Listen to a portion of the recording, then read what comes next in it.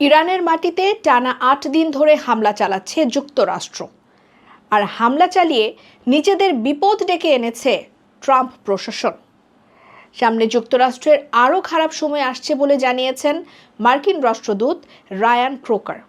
কিন্তু কেন এমন মন্তব্য যে যুক্তরাষ্ট্র বিশ্বের সবচেয়ে শক্তিশালী সামরিক বাহিনীর মালিক, তারা কিভাবে যুদ্ধ করেও কৌশলগতভাবে পিছিয়ে যাচ্ছে? আজ সেই প্রশ্নের উত্তর খুঁজব।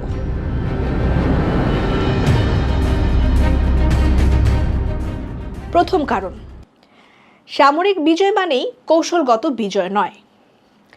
আমরা অনেকেই মনে করতে পারি সামরিক লক্ষ্যবস্তুতে হামলা চালালেই বিজয় চলে আসে। মোটেও বিষয়টি তা নয়।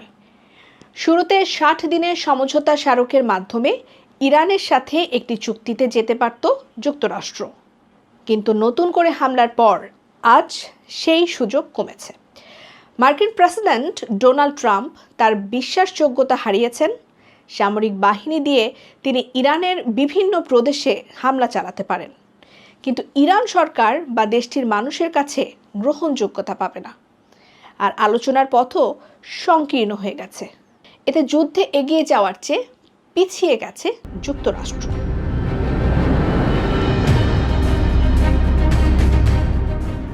এবার দ্বিতীয় কারণ, মধ্যপ্রাচ্যে মার্কিন ঘাঁটিগুলো আরও ঝুঁকির মুখে। টানা ৮ দিন ধরে মধ্যপ্রাচ্যের কাতার, বাহরাইন, কুয়েত, ইরাক সহ বিভিন্ন দেশে যুক্তরাষ্ট্রের বহু সামরিক ঘাঁটিতে মিসাইল এবং ড্রোন হামলা অব্যাহত রেখেছে ইরান। বিভিন্ন আন্তর্জাতিক গণমাধ্যম বলছে, ইরানের হামলায় যুক্তরাষ্ট্রের অনেক সামরিক স্থাপনা পুরোপুরি ধ্বংস হয়ে গেছে। যেসব স্থাপনা মেরামত করতে আমেরিকার লাখ লাখ ডলার খরচ করতে হবে। একটা বিষয় হলো, আমেরিকার মিসাইল বা ড্রোন বা প্রতিরক্ষা ব্যবস্থায় যেই খরচ, ইরানের মিসাইল বা ড্রোন বানাতে তার 50 ভাগের 1 ভাগ খরচ। সুতরাং একদিকে মধ্যপ্রাচ্যে নিজেদের ঘাঁটি হারাচ্ছে যুক্তরাষ্ট্র, পাশাপাশি সৌদি আরব, কাতার, কুয়েত কিংবা বাহরাইনের মতো দেশের বিশ্বাসও হারাচ্ছে যুক্তরাষ্ট্র।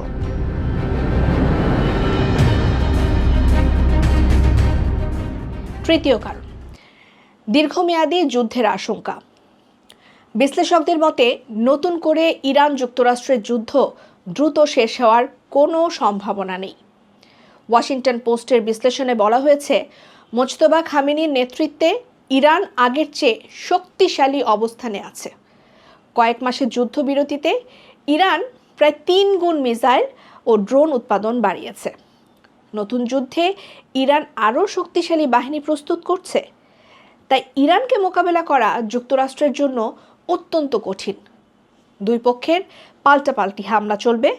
আর এই যুদ্ধ দীর্ঘায়িত হওয়ার ফলে আমেরিকার আরও সামরিক ব্যয় বাড়বে, দেশটির ভেতরে ট্রাম্পের উপর রাজনৈতিক চাপ বাড়বে এবং বিশ্বব্যাপী একটা অনিশ্চয়তা তৈরি হবে, যা ট্রাম্পের ভাবমূর্তি আরও নষ্ট করবে।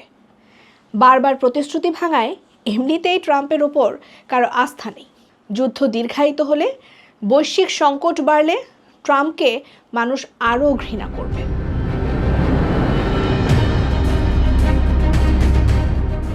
চতুর্থ কারণ, অর্থনৈতিক চাপ। মার্কেট ওয়াচের বিশ্লেষণ বলছে, এখন পর্যন্ত মার্কিন অর্থনীতি তুলনামূলকভাবে স্থিতিশীল রয়েছে। তবে যুদ্ধ দীর্ঘ হলে মূল্যস্ফীতি এবং জ্বালানি খরচ আবারও বাড়বে। আমেরিকার ভেতরে মানুষ ট্রাম্পের ওপর আস্থা হারাচ্ছে। দ্রব্যের দাম বাড়ায় আরও বিতর্কিত হবেন তিনি। আসছে মধ্যবর্তী নির্বাচনে ভরাডুবি হতে পারে ট্রাম্পের। অর্থাৎ নতুন করে সংঘাত শুরু করে অনেকটাই পিছিয়ে আছেন তিনি। এছাড়া হরমুজ প্রণালী আবারও বন্ধ করে দিয়েছে ইরান। সব জাহাজ চলাচল নিষেধ। আবারও তেলের দাম বাড়ছে। পৃথিবী জুড়ে অর্থনৈতিক চাপ বাড়ছে। পরিস্থিতি ক্রমেই খারাপ হচ্ছে। আর এই দায় আমেরিকাকে নিতে হবে। এতে যুদ্ধের মাধ্যমে ট্রাম্প অর্থনৈতিকভাবেও পিছিয়ে পড়ছেন।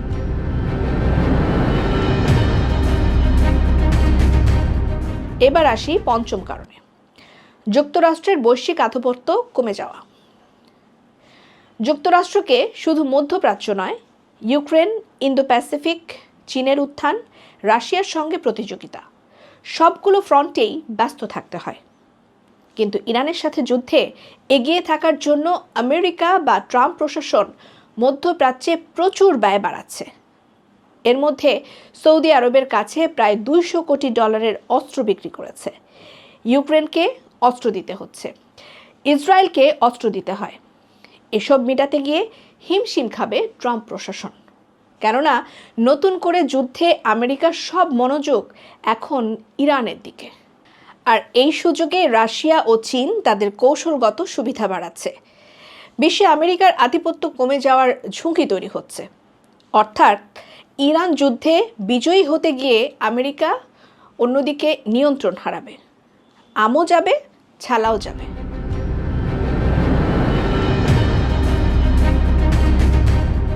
তাহলে কি আমেরিকার করুণ পরিণতি হবে? এখানেই সবচেয়ে গুরুত্বপূর্ণ বিষয়।